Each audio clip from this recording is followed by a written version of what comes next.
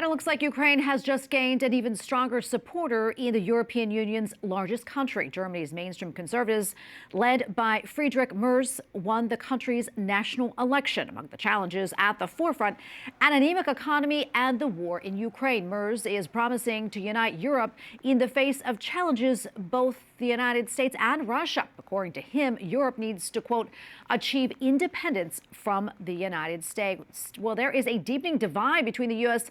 and its European allies over the war in Ukraine. Earlier today, the UN General Assembly refused to approve a U.S.-backed resolution that urged an end to the war without mentioning Moscow's aggression. Instead, it approved a European-backed Ukrainian resolution demanding Russia immediately withdraw its forces, which the Trump administration opposed. And for more, let's bring in Rick De La Torre, Senior Vice President at Continental Strategy and a retired CIA Senior Operations Officer. Rick, good to see you again.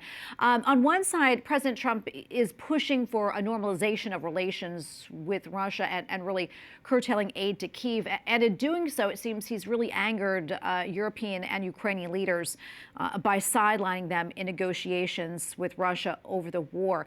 I want to get your thoughts on that, and how do you think this will all play out?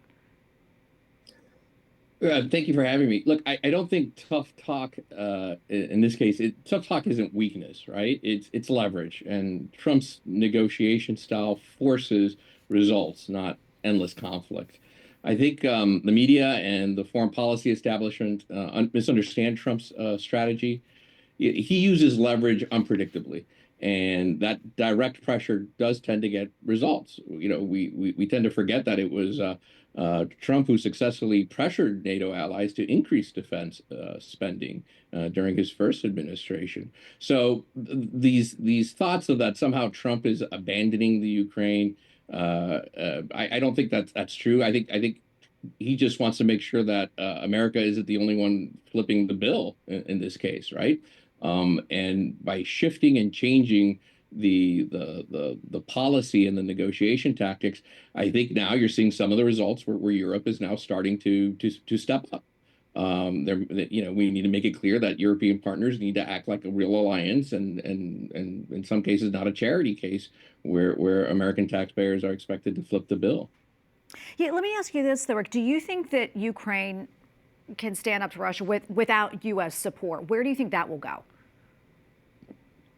Well, it's been 3 years and hundreds of billions of dollars in, right? And we haven't really seen much of a shift or much of a gain. And part of that is because over the last 4 years, we really haven't had diplomatic off-ramps, right? For either Russia or Ukraine to start having those discussions and negotiations. It's unsustainable.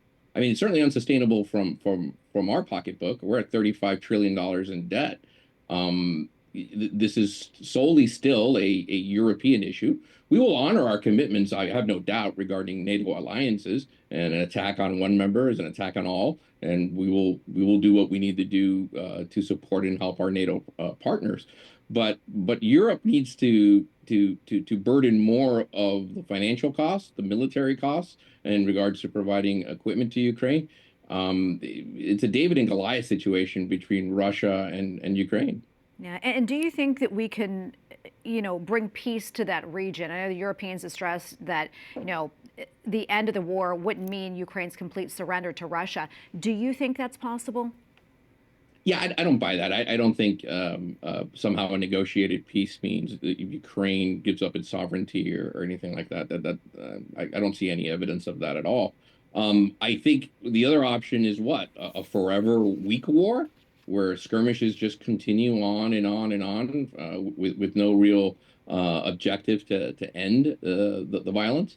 Ultimately, I think it seems clear Ukraine is ready for peace. I think this has cost a lot more than what Putin had originally anticipated. This was not an easy weekend objective for him. It's 3 years later. And perhaps now the parties are ready to get serious and to start looking at coming up with some new peace deal that should be able to maintain itself. All right, we're going to leave it there. Rick, thank you so much. Appreciate your insights. We appreciate it. Thank you so much. Thank you.